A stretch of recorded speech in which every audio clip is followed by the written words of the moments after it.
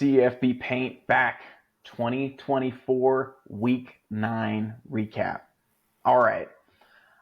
A lot to get to, but also maybe not the biggest Saturday of games. You know, it's like when they're playing a 1-6 team on the primetime slate at ABC. I know people tune in to Florida State, win, lose, or draw, mostly to watch us lose, particularly this season. But maybe a slightly quieter week in terms of just like the super marquee matchups. Not a whole lot of I don't think a single matchup of two top 10 teams, if memory serves me right. But No, I don't think so. But some really good games. I think there's some teams where it's like, okay, we got to start talking about them in either the playoff race or their conference races for sure. Where do you want to start, Corey? Dude, I want to start Thursday night. I want to start in chronological order. Oh, let's do it. Because I don't really care about the Tuesday and Wednesday games. Oh, wait. Didn't Liberty get beat? No, that was a few weeks ago. Liberty did get beat. Oh, they did get beat. I believe you said Liberty's not getting beat by Kennesaw. Yeah. Well, me and Vegas both wrong on that one for sure. But yeah, I tuned into the end there. I was like, come on, Owls, hooty hoo, baby. Like, good for them. I want to jump into the Syracuse Pitt game and Kyle McCord's ineptitude there, throwing 3 pick sixes. I think they had 5 interceptions in that game. He did. Bad night at the office. Like, oh my word, that was a shellacking. I think I picked Pittsburgh to cover that, but you can't expect the team to throw 3 pick sixes. I mean, Florida State I don't think has forced 3 turnovers all year. And I believe that's correct, yeah. 3 pick sixes in that game. All in a night's work for the Panthers defense. Maybe Florida State, in order to get right, needs to go play Syracuse. I don't know. I still think they would kill Florida State. Probably, but yeah, no. Very impressive defense from Pitt in that game, and basically the offense didn't have to show up. Like, they've had some close games. They played a lot of close games this year, and they put away and capitalized. But I mean, you score 41-21 from your defense, like you got to be happy, and you end up with the ball. I think it's like, if you count the 3 pick sixes, I think it's 5 times in their half where you start your drives. Like that can you have any more gifts? We have games where you have only 8 possessions nowadays, and if you had 5 of them start on their side of the 50, I think you're in good shape. In a single half, right? Yeah, I don't know how many was it in a single half. Sorry, I thought that was the first half. Okay, for the full game, got it. All right, handing them out like candy. Happy Halloween to the Pittsburgh defense. I mean, I hardly got eyes on that game. Just I had a plan to be a little bit more dialed in there. I think we just had some things come up, but we were. Yeah, I checked the score and I was like, oh wow, that game is not particularly close. I think we got to start talking about Pitt as an ACC contender. I wonder if maybe after we go through individual games, we kind of recap where we're at with the major conference races. How's that sound? Yeah. FYI, cool. You were right. It was 5 times on their side of it in the first half. That's so crazy, man. So that's a good recipe to boat race a team, getting basically a 50-yard head start on or a touchdown head start, pick it off, you know. Yeah, in some cases just a touchdown from your defense. So probably a nice refreshing break for Pitt fans who've had to endure like fourth quarter comebacks multiple times. I'm sure they've loved it, after the fact, but there's always those nail biters, and then all of a sudden, okay, we got one that we can just we can kick our feet up, just relax, and know that this one's in the bag. Yeah, it sets up a fun game against SMU later on this week. SMU pulled out the win against Duke. Duke misses a game-winning field goal and misses a game-winning 2-point conversion on Saturday to let SMU slide by. But now you have 2 undefeated ACC teams that are going to go against each other, so that'll be fun. Well, undefeated in the SEC. SMU is lost to BYU. So That's right. I don't know. I had that on our notes, that game, so maybe I'll say my 2 cents on it. I don't know if you saw any of that game, the SMU Duke game. I didn't watch a ton of it. I just tuned in for the last 7 or 8 minutes, but bonkers, the end of regulation where SMU fumbles to give Duke that chance. at a field goal. They fumbled on their 40, something like that, and Duke, lines it up. Okay, it's a 30-yard field goal, like dead center. Like could not have been more like centered on the uprights, like right in between them. Chip shot, essentially an extra point. Maybe I can't remember exactly where they were, but I think it was a 30-yard field goal, so not far. And the guy just hopped. I don't know if you saw the replay. He just hopped the line, and I thought they had some rules around where you are allowed to leap if you're going to leap, because it felt like he almost cleared the center. He's like you can't go to the center, but if you go to the side and you don't touch, you aren't using other players' props. You can. There was an interesting play in the NFL, I think, or was it the NFL this last week, where the two players on over the center and over the guard just pushed their player down to allow their player to hop over and block the kick. That was a really interesting play. Because you're allowed. I didn't catch that. As long as you cleared the line and you don't touch them, you're good. Okay. I thought that they had adjusted that because if I remember right, but maybe I'm wrong, like Jalen Ramsey did this like 7 or 8 times in 2014 while he was on Florida State, where he's a pretty special athlete, and I feel like that's an understatement, but like he hopped it a bunch of times, and a couple times I think he got called for it even though he didn't touch anyone. So I thought they had maybe changed that, but maybe it was because he's going right over the center. I don't know. Anyway, but yeah, so they have someone hop it to block it. Does SMU, which forces overtime, and then SMU scores on their first play of overtime, and then they kick their extra point, and then Duke scores on their first play. It was just like this crazy wild swing of like, okay, SMU's got the ball, tie game. They might drive down and kick a field goal or have a chance at winning it in regulation. Then all of a sudden, disaster with the fumble. Duke looks like they're going to win. Overtime, one play, like, okay, SMU's got the momentum. All they got to do is play defense. Immediately, that's snatched away, and Duke scores a touchdown. And then it's like, okay, extra point or 2-point conversion either ties or wins the game. They do go for 2, and they don't get it. Tough way to lose one. How did you feel about that 2-point conversion? Should Malik Murphy? So Malik Murphy, does he fake the ball, fake a handoff, or does he just roll back out? I can't remember, but it looks like he kind of has a clear path to the end zone if he can beat around the edge. And it's Malik Murphy. I'm surprised you don't run that, but yeah, he's long enough. He's not super fast, right? But he's long enough and he's big enough. He's gonna fall forward and probably get.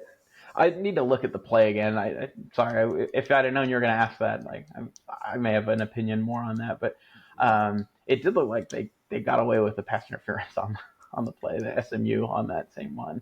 So tough one for Duke, and an important one for SMU to keep pace with Miami, with Pittsburgh, which again we talked about that, they've got a showdown coming, and then Clemson. Yeah, so kind of important to not lose that one.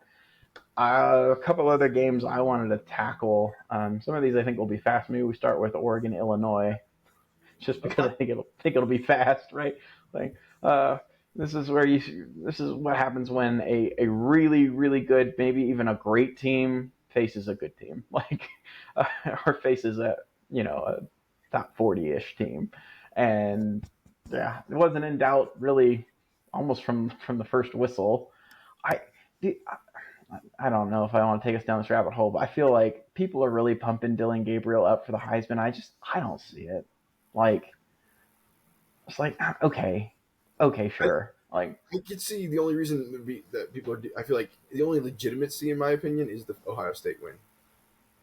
Yeah, and he played fine in that game. He played fine. Maybe even great. I need to maybe go back and watch it. I don't remember, I think as an offense they played pretty well. I don't feel like he was like carving up Ohio State's defense, but collectively as an offense, putting up 30 plus points was impressive. Yeah, you're 18 touchdowns, 5 interceptions, and you're completing. Let me see. I think it's like 77% of your passes. Like that's the one thing that's like, okay. What's the yards per attempt? Do you have that in front of you? I have 9.4. Okay, not as bad as it has been in the past for him. Yeah, last year was 9.5 for him. But last year he threw for 30 touchdowns and 6 interceptions. So it's like he's actually doing worse than he was a little bit last year as far as like touchdown to interception ratio, but his completion percentage is significantly up. Yeah, and that's where it's like, I mean, he's the quarterback of one of the top, I guess they're ranked number one, so of the top team in the country. So he's going to get that billing, even though it's like, well, they have a pretty fantastic defense, a pretty good run game, and good skill talent around him. I feel like 2 weeks ago you had like Ashton Ginty and Travis Hunter, who were kind of like the head people, and then you had like Cam and him behind. And I feel like it's switched now. I feel like people are talking Cam and Dylan Gabriel as like the front runners for the Heisman, and then Ashton Ginty and Travis Hunter is like the afterthoughts a little bit. Yeah, Ashton, I think, couldn't afford to have a bad night on Friday, and it's weird that you're going to say a bad night when a guy rushes for like 130 yards. And averages almost 4 yards a carry, yeah. Almost 4 yards a carry across like 30 carries or something like that. And hyperextends his elbow in the game. I don't know if you saw that. I was a little surprised to see him come back, frankly, but that was really painful. I mean, so he came back in the game after doing that. He came back in like 3 or 4 plays later. Yeah. When I saw it, I was like, uh-oh. Yeah. That might be a week or two. And I don't know if he's expected to play. Do they play this week? I'm not even sure that they do. Yeah, they play on Friday, I think. Okay. But yeah. He kind of makes a run off to the locker room and then kind of shakes off. Is like, runs back to his team. But yeah, now Dylan Gabriel's a favorite. Cam Ward second. Travis Hunter third. Ashton Ginty fourth. I just this is a lifetime. This is an AJ McCarron type of Heisman campaign for Dylan Gabriel. The Ducks are great. I'm not trying to take anything away from him. I just don't feel like he deserves the award. So we'll see what happens from now till then. I reserve the right to change my mind. But again, he's not really the reason that they're winning. I feel like he's contributing, but he's not anyway. All right. But yes, congratulations to the Oregon Ducks. I didn't really have a ton more else on that game. Just like, that was pretty decisive. And yes. It was a statement game. I agreed. Yeah. So Oregon looks like they're kind of rounding into form. The last couple of weeks have been really good to them. A win at Ohio State, a comfortable win the week after at Purdue, even more comfortable here at Illinois, which again is a step up in competition. And I don't think they really get challenged. I mean, I guess they're on the road in the Big House this week, but Washington at the end of the season, maybe Yeah, I will say I feel like there's a lot of teams that we thought were good that have kind of they were up here and they kind of come down to the mid levels a little bit. Like Texas kind of came down a little bit. Alabama, we know, has come down significantly. Ohio State with a little bit of a rocky game against Nebraska and the loss to Oregon. Even Georgia's been playing some games a little bit closer than you expect. Yeah. Those teams have all kind of come down, whereas Oregon has started the year a little bit close with Boise State and struggled a little bit at the beginning, and then all of a sudden kind of rounding into form. And I think it's just a difference of momentum. Like Oregon is an ascending team, and everybody else is maintaining or descending. And how far can this ascension go? That's the key. It's like Oregon could push this right into the playoffs and ride that momentum to a championship. But are they going to run into better teams that can figure that way out? Yeah, exactly. Do they have another gear that they can unlock? Because it seems like they're starting to. Yeah. But because if they do, then maybe they do become the favorite, because everyone else, like you said, there's great teams, but none of them are without flaw, right? Mm-hmm. A couple others that I wanted to go through real fast. Indiana beats Washington. Sorry, Huskies. I'm here for you in solidarity. And we'll talk about the Southern Cal game a little bit later. But Indiana just keeps on winning. Doesn't matter who the QB is, although they're hopeful that Curtis Rourke. I read a report that his nail of his thumb, like his fingernail of his thumb, was ripped off, and that's why he wasn't able to play this last week. But he's already throwing. They put screws in his hand. Did they? That's what I thought. I read a report that put 2 screws in his hand. But there is a chance that he plays this week. Yeah, insane. And you might need him. I feel like we've seen a little bit more fight out of Michigan State, but I just love that Indiana is I mean, they're just a good, for the most part, fundamentally sound football team. Like they execute well. They play, reasonable defense. I don't think they're like the most elite defense in the conference, much less the country. But they play decent defense. They run the ball pretty physically. Taven Jackson stepped right in, didn't really miss a beat. Like, I mean, had a couple of squirrely possessions, and some one or two questionable throws. But all in all, like, they trusted him to throw the football. He made some plays with his legs, and it's like, all right, maybe you've got your next, heir apparent. He was a pretty well thought of recruit when he went to Tennessee originally, and so maybe it's just, all right, you take Cignetti and that offense and polish him up. I did not realize. Did you know that Cignetti was on Saban's first staff at Alabama? I looked up his Wikipedia today, actually. Yeah. To see where he was, and I did not even look at past head coaches or past being before being a head coach, so I didn't know. Oh yeah, so right before he becomes like IUDP or something like that, like a Division III school, he leaves Bama's staff to be a head coach at some lower level of football, but he's the receivers coach and their recruiting coordinator. So solid recruiter. Saban doesn't hire guys that can't recruit, much less put them in charge of recruiting. And they've got an outside shot at like Julian Lewis, the USC QB. People keep saying that, whether he's going to be at USC or we're going to end up at Colorado or Indiana. But Indiana's lurking in the background, and they've got a really good, the year to have an awesome year when you're in contention for potentially, one of the top QBs, because your quarterback's coach, Tino Sinceri's had a relationship with him since he was like a sixth grader, dating back to Florida State. Like, I don't know if you saw like some of those pictures that have circulated of. You've talked about it before on the podcast. Yeah. But yeah, my bad. Sorry, I'm playing the hits tonight. But yeah, I just like that's fascinating to me. But Indiana just keeps on winning. That Indiana-Washington game kind of went a little bit the way I kind of predicted. Yeah, I said, like, oh, it's going to be low scoring because they're going to lean on the run. Indiana runs the ball 52 times in that game, like for 188 yards. That's not even a great yards per carry. Like, you're averaging like what? I'm doing the math off my head, so it might be wrong. Like 3.2 yards per carry, 3.3.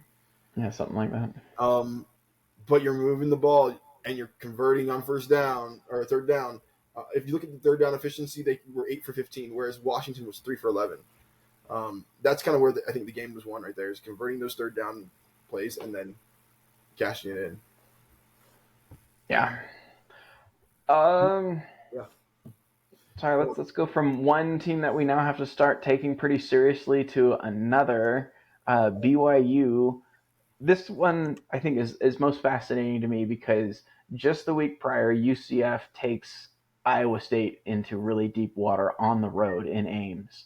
And, I think most people would say that Iowa State was kind of fortunate toward the end of that game to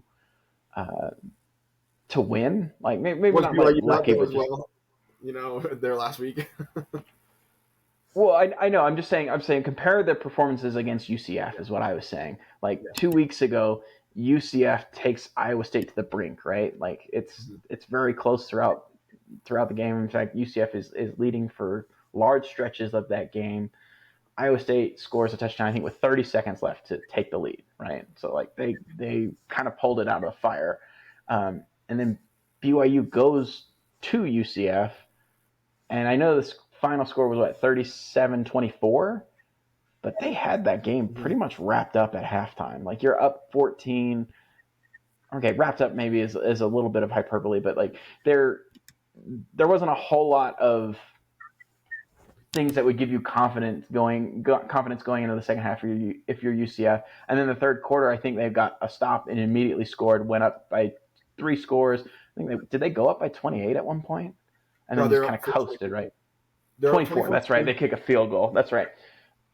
Yeah, so basically they force a punt, 3 and out, drive 10 plays, score the touchdown. Then they have an interception and they get the field goal. And so they go up 34-10 by 24 at that point. That's right. Yeah. That's right. But at like 5 minutes left, or 3 minutes left in the fourth quarter. Sorry, 3 minutes left in the third quarter. Like, this team exploded out of the gates, gets up to a 17-0 lead, and then scores right before halftime, and then scores again right after halftime. Like, You know how Dabo talked about that middle 8? Oh yeah. BYU won that middle 8 right there and put this game away. And they did a great job. They kind of saw like very Baylor-esque when they played against Baylor, where they jump out to a lead.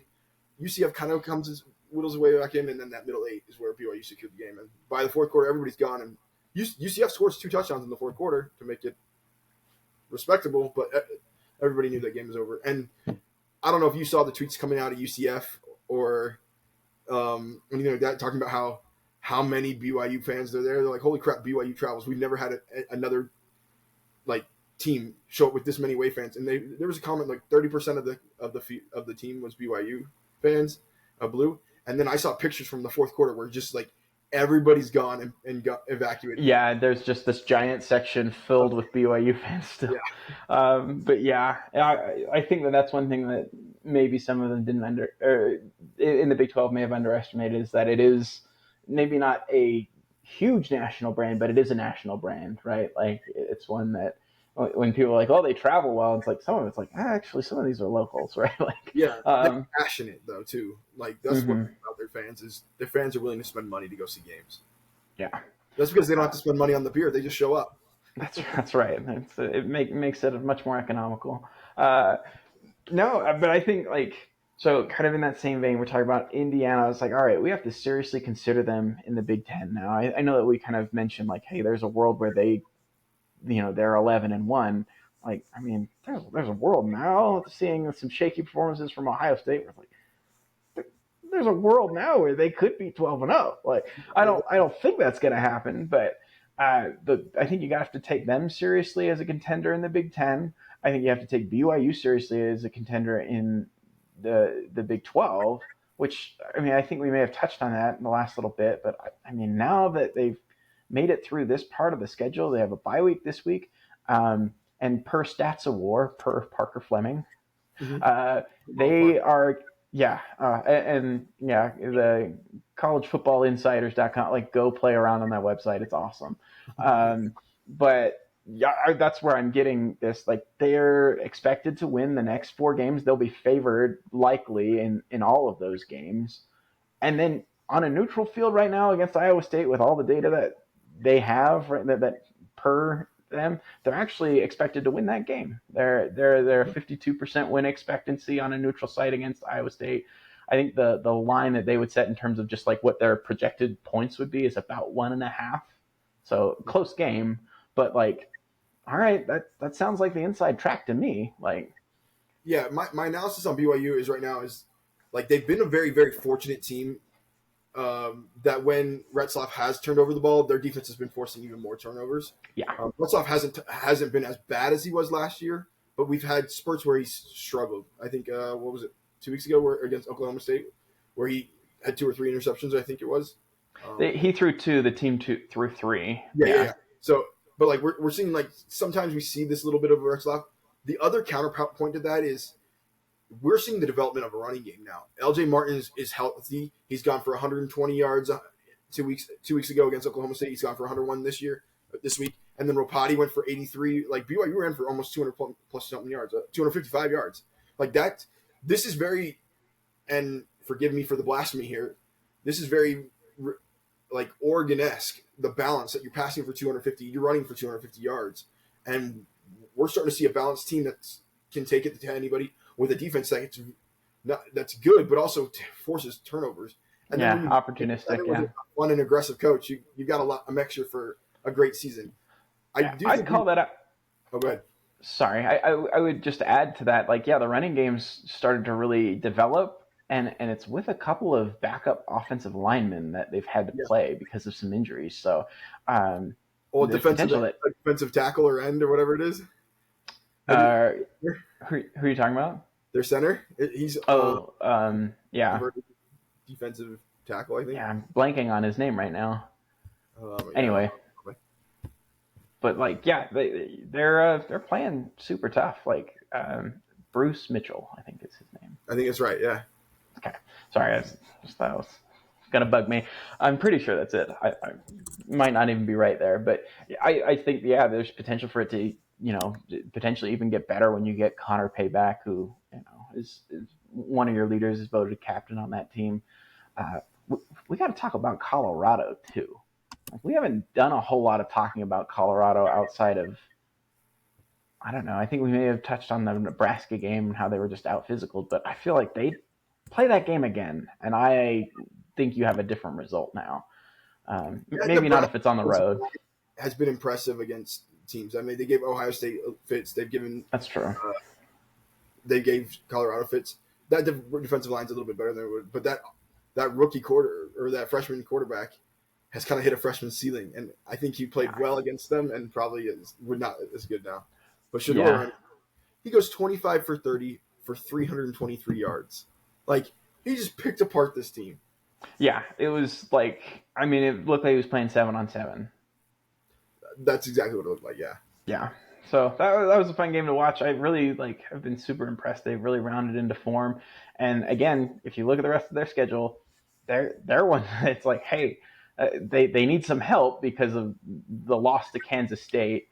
So they'll need some help. Plus Iowa State and BYU still being undefeated. But hey, they're going to be in that Big 12 championship conversation. Yeah, I think they're probably favored in their last 4 games. You got Texas Tech, I think so. Kansas, and Oklahoma State. Yeah, the Texas Tech one, just because it's traveling to Lubbock, and that one will always worry me. It's basically, it's just like traveling to Arizona or Arizona State. Like, you never trust them when they go out to the desert. Never trust a team when they go out to the desert. So, but yeah, I think that race is exciting because we don't know who's going to win it, and it's, there's 4 or 5 teams still sort of vying for that. But I think heading into the season, I think you and I would have said the winner of that conference probably has 1, 2, and maybe even 3 conference losses, and I don't think that's the case anymore. I mean, probably 1, but certainly not 2. I don't think at this point. You're saying the winner doesn't? Yeah, going into that game, you're probably having either undefeated teams in that Big 12 championship or in conference, right? So either 2 undefeated teams or 1-loss teams at the very worst. I don't think anyone with 2 conference losses is making that title game. The funny thing is you're saying that. When you say that, to me, it sounds like a top-heavy conference, because that's what happens when the SEC or the ACC with Clemson and Florida State and Miami, et cetera. Now Miami. Or you see that in the Big Ten when you have Ohio State, Michigan, and that's it. Yeah. But to me, the Big 12 has been the funnest conference to watch this year, because I feel like anybody can win at any point in time. It's anybody's game, and anybody can upset anybody. Kansas State lost to BYU. Then Iowa State hasn't lost yet, but they played close games. BYU's played comeback games. BYU needed the last 10 seconds of the game to beat Oklahoma State, who's the last team in the league. Yeah. So I guess we expect. I guess what I was saying is we expected more carnage in that league, and we haven't got that, but we have got all the entertainment, right? Yeah, and surprisingly, teams have come out consistent and winning. Mm-hmm. So yeah. We have to take a minute and talk about Miami FSU, right? Do we? I will. Do we? You're done. Okay. You've been 1-7 for the first time in 70 years that anybody else has done that when they were ranked in top 10. Well done. It's a historic collapse. The interesting thing was hearing Norvell's comments today, more than anything. I didn't listen to it, but so he gets asked a comment about where did you kind of go from here, and he goes, "Well, we took the break to analyze where we are with our team, to evaluate personnel, to evaluate who's going to give us something, who's not, and we're going to continue to play those people that take opportunities." Kind of made hints that he's going to continue playing those younger players. And then he's like, and we've also evaluated coaches. And so come December, he says, we have a plan how we're going to move forward. And I was like, wow. That's interesting. That means there's some coaches that are out. There's some players that are going to be out. And I would not be surprised if there's some tampering going on. I would not, honestly, because you're losing. Yeah, but I don't disagree. But are you taking that call? I guess it depends on who you are, but here's the deal. Yeah, you don't want that call, and that's what Norvell says. He's like, our record has been a reason why people won't come. He's like, but we will go out and find the talent, because that's what we did. Our record 2-3 years ago was the same thing. And who did we get? We got Jared Verse. And he's like, a bunch of those guys became all-stars, and I believe 10 of them are on NFL teams as rookies this year. And he said something like that. It's like, you can find that talent if you can evaluate the talent. And they've been historically good evaluators of talent. This year was a miss by all means. I think the other biggest miss was not replacing some weak coaches when you had a good. Yeah, when you could have done it from a position of strength, power. Yeah. Yeah. Okay. So, congrats to Miami. We can talk a little bit about that game and the fact that I don't have too much. Frankly, I did not see most of it. We were at a trunk or treat, and I was like, this is good for me to take a step back and not watch a beating. And it ended up not being quite as thorough of a beating as I thought it would be. Well, in reality, still cover. They did still cover. It was closer than it should have been. It was closer. It was in my head. It was wider than it should have been, but Florida State covered or scored a touchdown at the end. Because Mario laid the wood on there. He was going for it and making sure that he could get there. The one thing that was interesting about them is Cam couldn't pass against Florida State, which was surprising. So they just relied on the run. And they could run, no problem. It was right up the middle, right at the tackles for 250 yards or something like that, 234 yards. But Cam only throws for like $188 and doesn't throw a touchdown pass for the first time this season. I think he's thrown 2 in every single game this season. So it was very surprising that like Florida State was able to shut that side down. Yeah, loss, but surprising to me. Yeah, I don't expect Miami to really be tested until the ACC championship game. Yeah, maybe at Georgia Tech.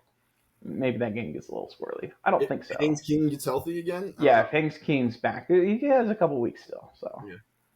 But, yeah. Was there anything else from this last? Oh. Barry in the lead here. Texas A&M LSU. There you go. Yeah. Or sorry, were you thinking something else? That's exactly what I was saying. Was that game? Yeah. Okay. Yeah. So I did not get eyes on the first half. I just saw the score. But yes, the third quarter, fourth quarter. Man, Brian, can we talk about Brian Kelly? Should we talk about Brian Kelly? Like, what are LSU fans like? You've got to be frustrated, right? Like, you probably have had. You have a Heisman winning trophy QB last year and 2 first-round wide receivers that, didn't do anything, right? Like didn't do anything. This year, you maybe have another first-round QB, maybe another first-round wide receiver, maybe 2 first-round offensive linemen, and you're what 6-2 now, and you still have to play Bama, and let's rewind. Before this game, 6-1, you had a loss against the USC. Like, this is a good team. This team has done pretty well. You and I kind of talked about this. We're not sure who they were, but they keep finding ways to win.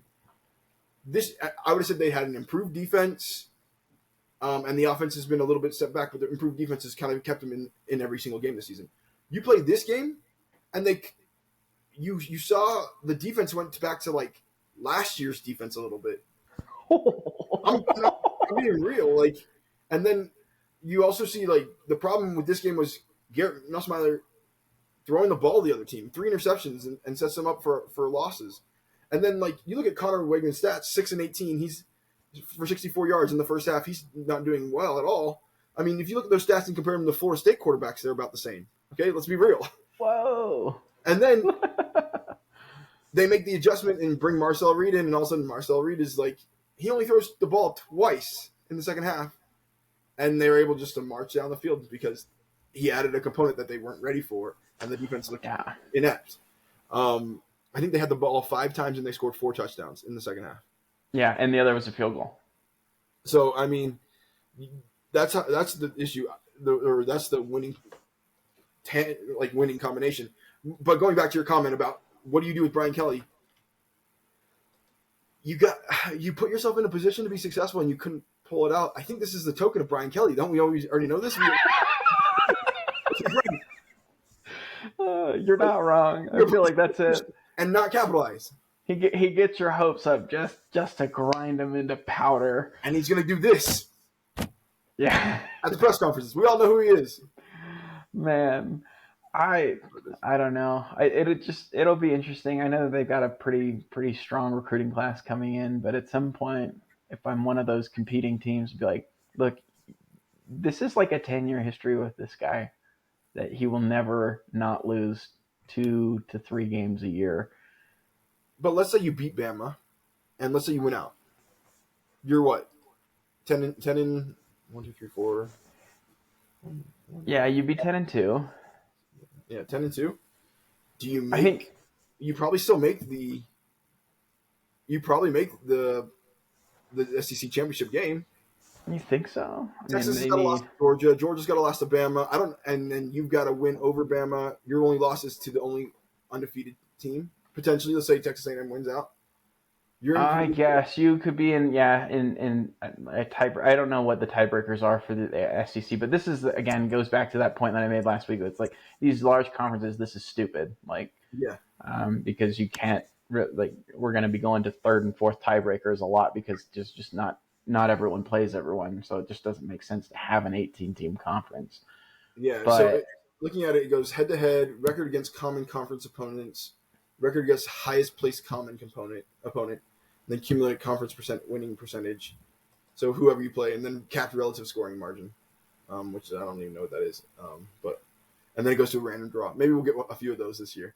But I mean, goodness, you're not in a position that you're out of this yet. And if you win and you get a chance to play against Texas A&M again, what are the chances that Nussmeier throws for 405 yards but still throws 3 touchdowns again? Like, not likely. 3 picks. Yeah, 3 picks. He threw 2 touchdowns. 3 picks again. Not likely. I think if you played this game again, you're ready for Marcel Reed. You're ready for that, and you probably get a chance to win this game. So, all right. Maybe you've talked me off the ledge a little bit. I think you're making lots of good points. I'm not Brian Kelly crazy. I'm not Brian Kelly fan, but I think it's not ready to. I'm not ready to throw his hell in on it yet. But if you drop 1 or 2 of these games this next, and you don't make the SEC championship, and you ended up playing in some Gator Bowl, you're not going to be happy with this at all. Yeah. I just you showed that you can't stop a running quarterback, and your next 2 games are against Alabama with Jalen Milroe, and then at Florida with DJ Lagway. Which, again, yeah. Just off the top of your head, who do you have in that Bama game, LSU game? Bama. See that's where is it? Where's the game?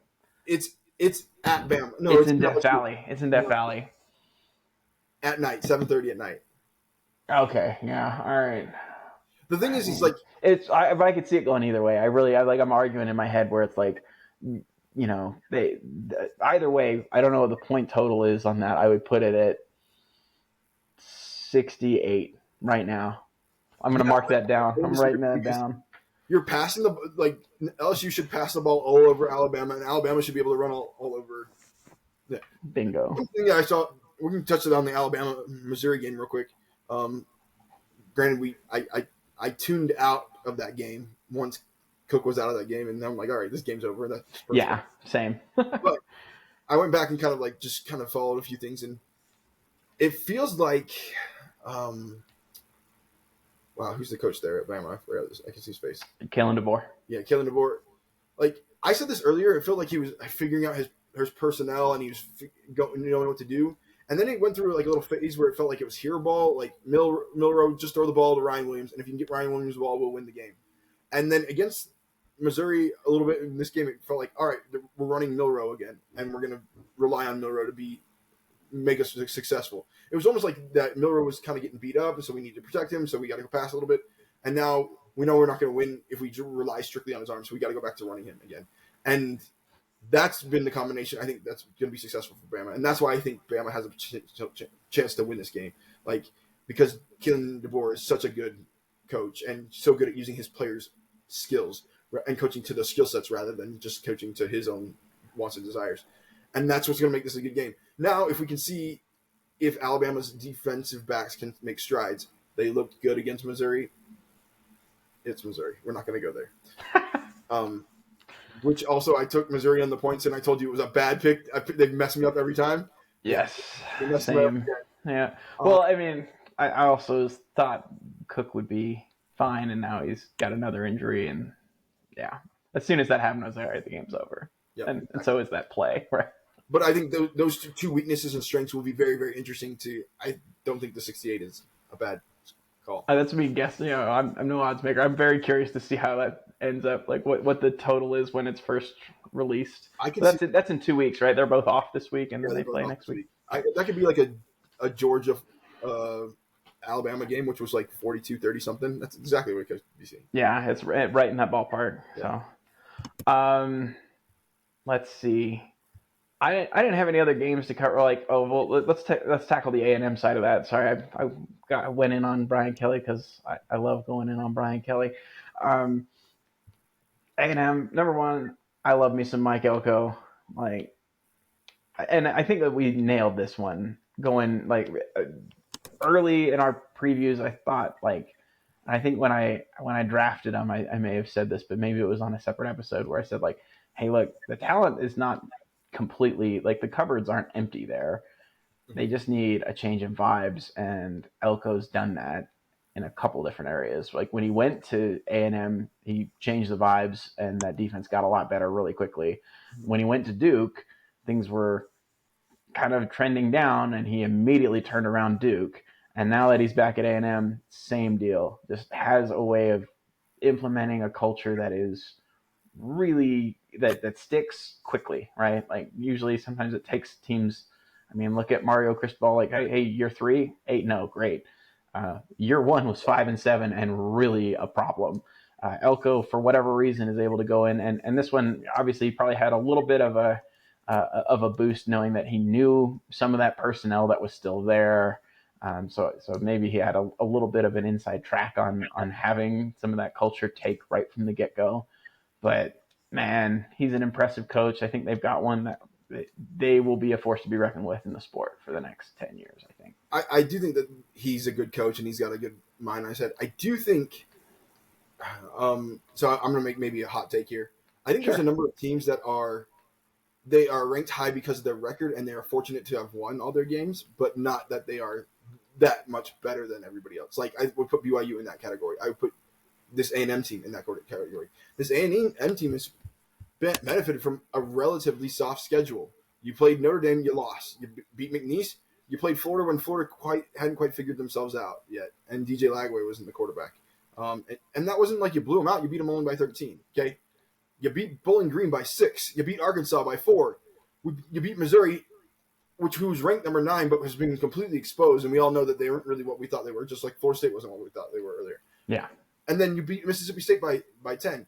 In this game, you were fortunate that you pulled the right card out of the hat and be like, "Oh, Marcel Reed, thank you." Like the thing is, you don't have a terribly hard schedule left. You have South Carolina, New Mexico State, Auburn, and Texas. But I think this is a team that if they get to, I think there's a few of these teams that if they get to the playoffs, BYU potentially, A&M potentially, those teams could get rocked real quickly and early on by an actually really good team because they haven't had to play a really good team yet. Yeah. My hope, again, kind of spinning forward to the playoff, is it's okay, you get enough of those teams that play each other that it's all right, that first round is still compelling, right? Enough of those teams, maybe the semifinals, there's some teams that get dog walked, right? I guess the quarterfinals, is that right? Yeah. I'm going to get this wrong. I don't know how it works out. But yeah, I think I'm hoping that those first round games, maybe not the 5-12, but some of the other matchups that are taking place. It's all right, maybe those will be competitive, and then it's in the next round where you kind of really separate the elite from the, hey, we have a really good resume because we've won a lot of games, but maybe we're not, we're not what we look like on paper. So, anything else you want to talk? I might put that category potentially. I don't know. Colorado. I would put Colorado, Iowa State. I might even put Miami or Clemson in that. I mean, Clemson's got a lot of wins. They got dominated by Georgia, and that was really the best team that they played by a pretty significant margin. So I still don't know if their resurgence in the last few weeks has been hey, is that a function of them getting things together and getting organized, or is that more and then getting better, or is that just, hey, they haven't had to play someone that is of the caliber that they can get beat? Yeah, that's true. Should we recap conference races real quick before we wrap?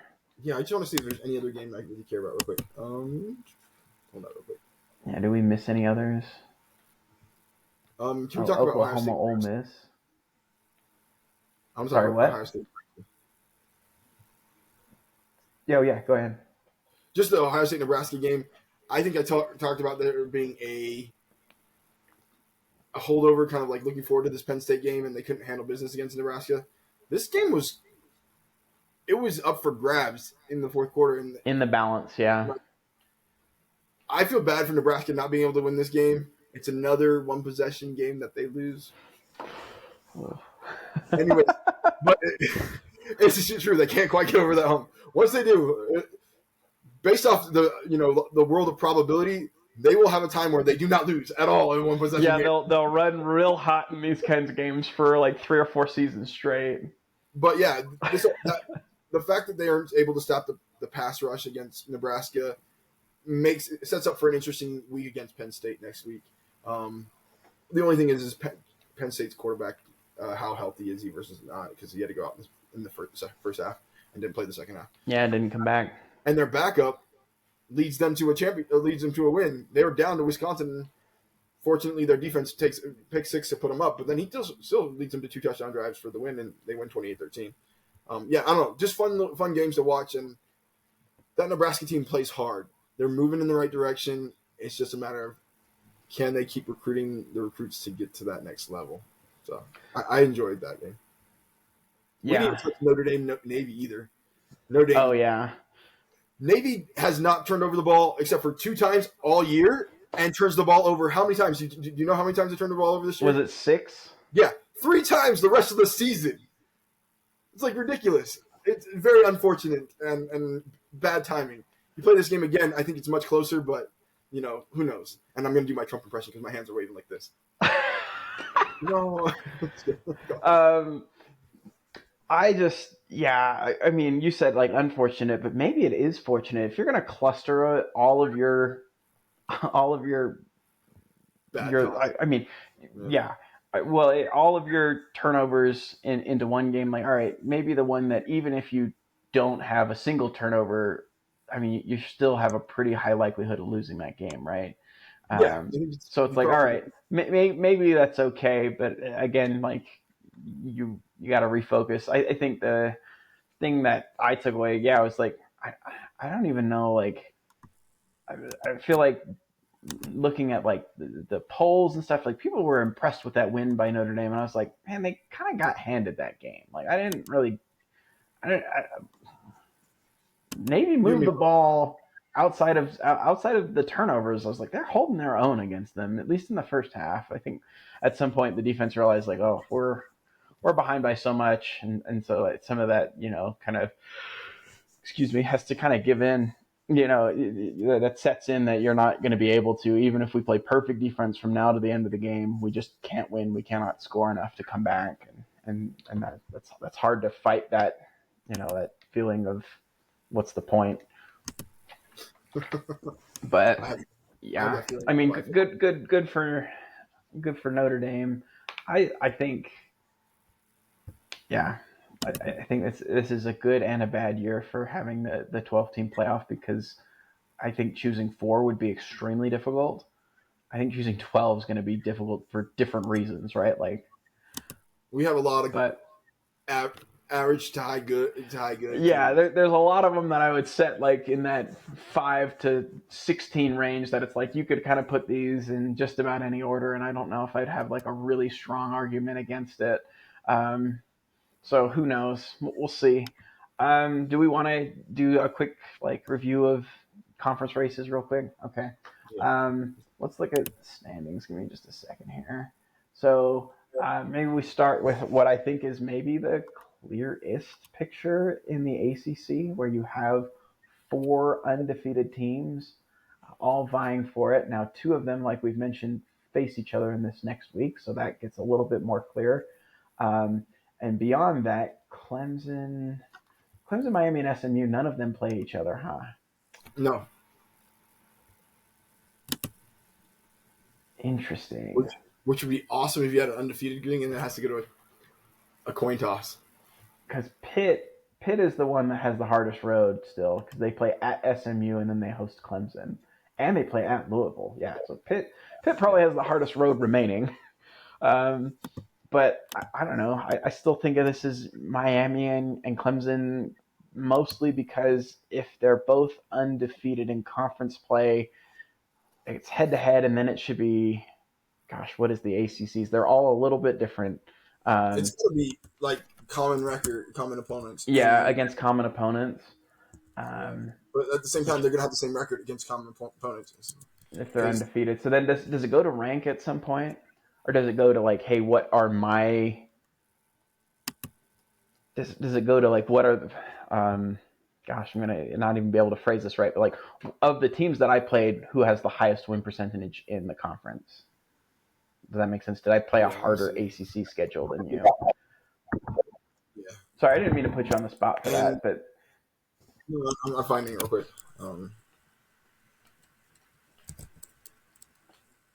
No worries. We don't have to have a bunch of dead air. I think that this one, I'm still going Clemson Miami, right? In that game. The one thing that it's if Clemson and Miami are both undefeated, they're in, right? But if Clemson, Miami, and SMU are undefeated, I think there's a chance where SMU could get in because they might have had the harder schedule with playing different teams. Interesting. Because like you said, it might be like the teams that you play and their winning percentage. I think that might be the next tiebreaker. I'm looking at their schedule. I'm not sure that they are going to win that. They've got Louisville, who's what, 4-. Louisville is 3-2 in conference. Florida State 1-6 in conference. Duke is one that'll prop it up. Stanford though is 1-4. They play Boston College, who's 1-3. Virginia, who's 2-3, and then Cal, who is 0-4. So if it's something like that, I think SMU is on the outside looking in. Yeah, because I'm pulling this thing up. Let's see if I can find it real quick. All right. If they all go undefeated, blah, blah, blah, blah, blah. This is courtesy of Clemson Insider. All right, take a tiebreaker pause. See. A two-team tie, head-to-head competition, win percentage versus all common opponents. Win percentage versus common opponents based on their order of finish. Okay, if there's three more teams that tie, combine head-to-head win percentage among the tie teams. If all tie teams are the common opponents. If all the tie teams are not common opponents, the tie team, that defeated both. We don't need that. Win percentage versus all common opponents. So then it goes to that. I don't know where that leaves the teams right now. I'm going to see if I can. Is that the final one? Analogy. I feel like so far, if I've heard you right, that we need to go to the next criteria. Well, no, win percentage versus all common opponents. So the next one would be. Yeah, but if your win percentage is 100. You're right.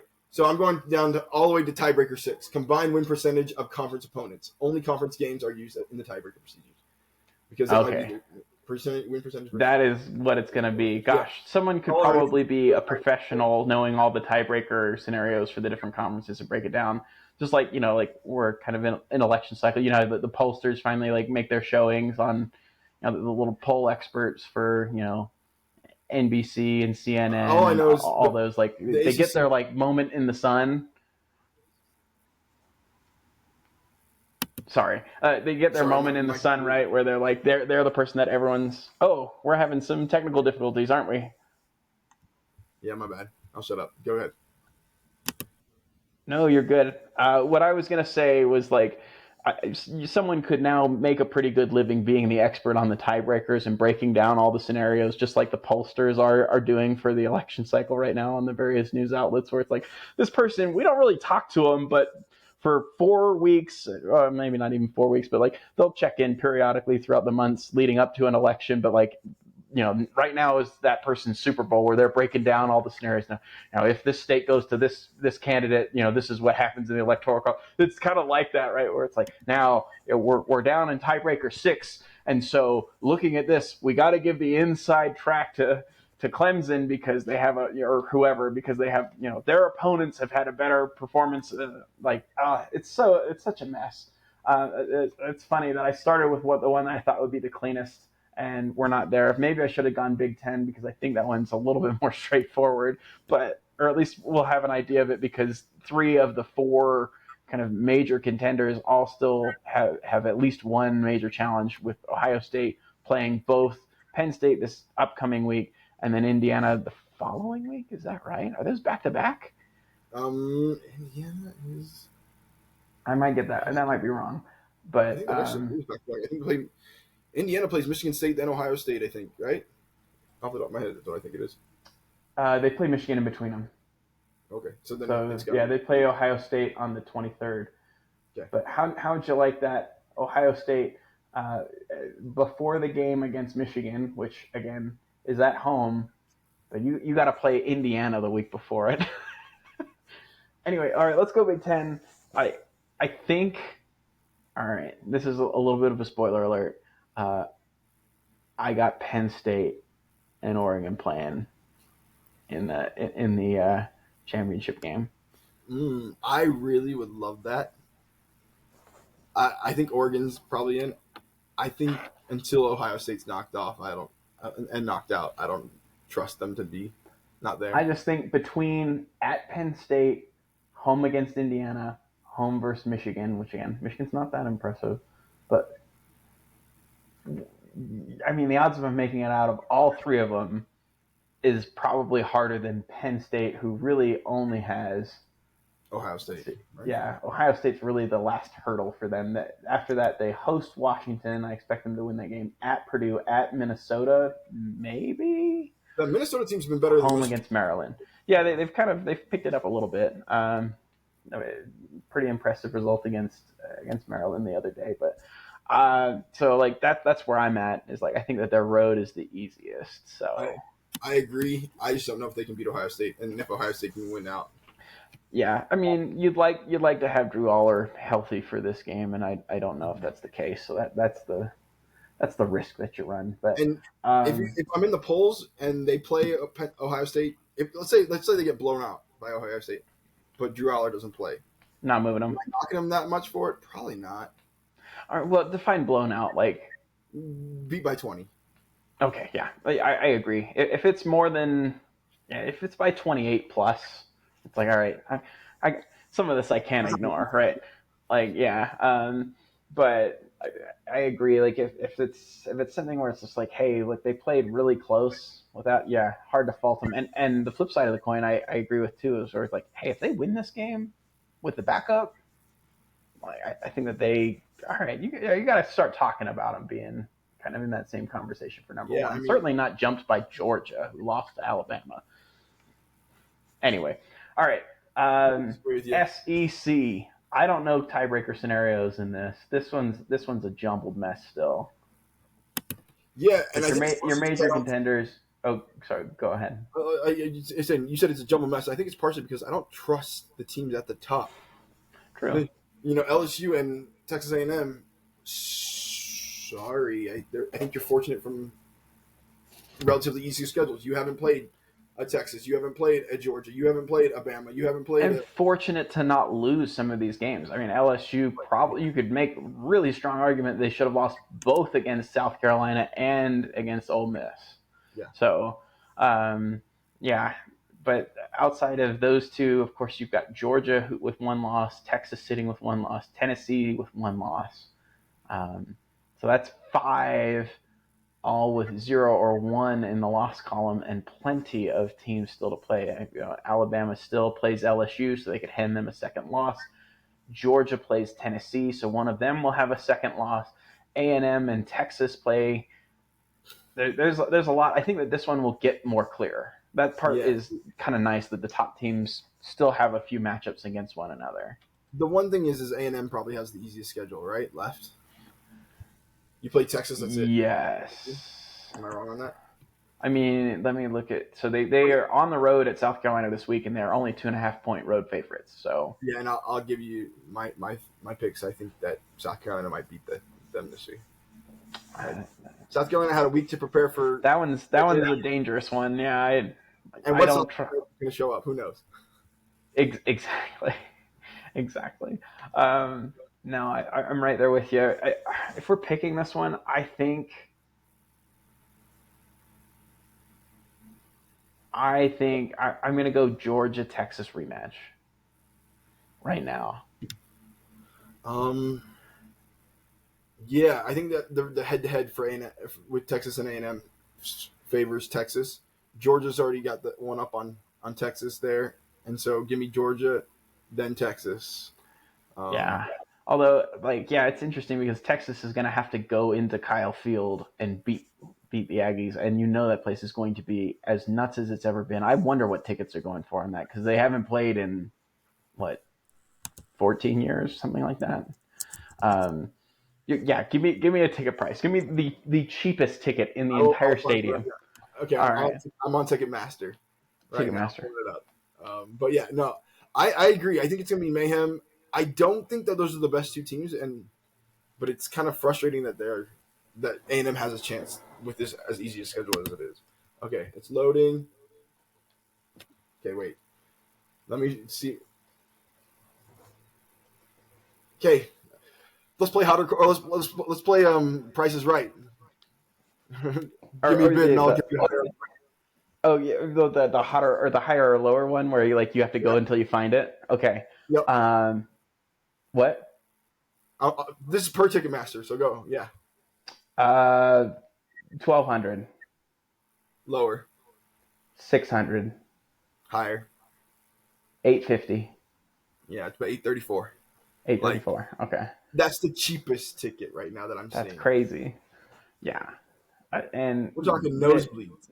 They both keep winning, and that price will go higher and higher.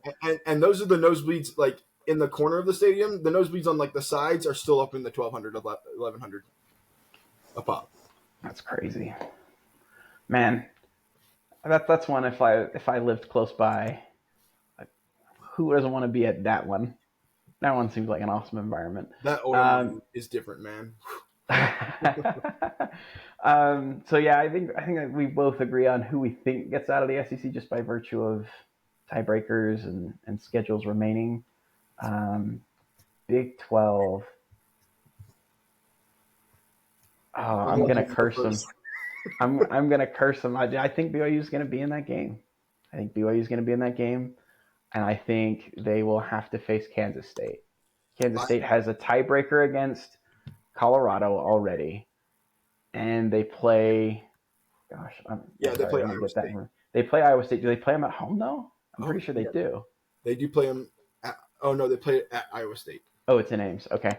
All the same, I think that they win that game. So I think you're going to get a rematch, and that will be a real test for BYU because, can you bank on, 3 turnovers in a quarter and a half and an amazing punt return touchdown? Can you do that again? Probably not.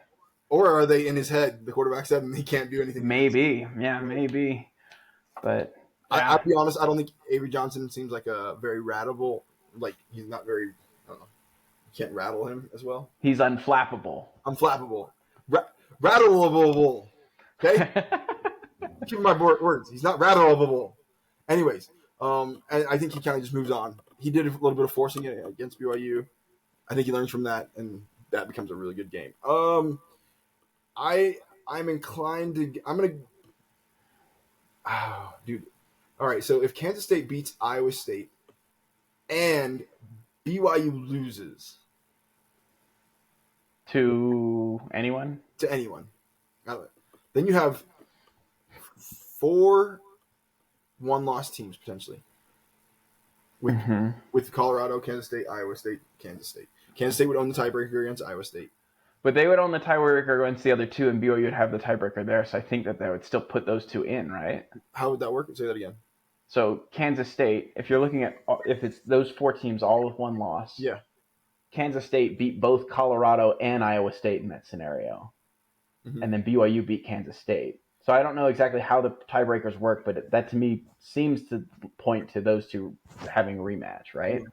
All right, let's say I'll go with you. You sold me.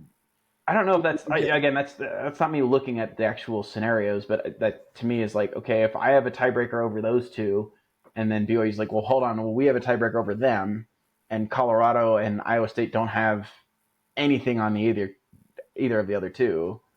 Yeah, That makes sense to me. I just don't know if that's actually exactly how it is written. You're thinking like almost like that head-to-head common opponents. BYU's undefeated against the common opponents. They both have one loss against the common opponents to some degree. I don't know. Yeah, exactly. But so if it's kind of similar to some of these other conferences that we tried to explore. Yeah. Honestly, these mega conferences, the one thing that's fun about it is nobody's out for a long time, and more people can play. That's true. I think that's one thing that maybe I didn't anticipate going into the season. Was like, all right, we're going to be in week 10 and still really not have a great clue as to who's in those title games. Yeah. Like, usually you can be like, all right, it's down to these 3 or 4, and now I'm like, it's down to these 4 or 5, or sometimes even 6. Like, yeah, only teams that are eliminated are Florida State, Purdue, Cal, Oklahoma State, Oklahoma. That one's for you, Kyle. He's our only loyal listener. Don't do that to him. Anything else for this one? Should we wrap? Yeah, let's wrap it. All right. Well, thanks everyone for listening. We'll see you on our next one, our Week 10 preview. Yeah, and it'll be good. We'll see you then.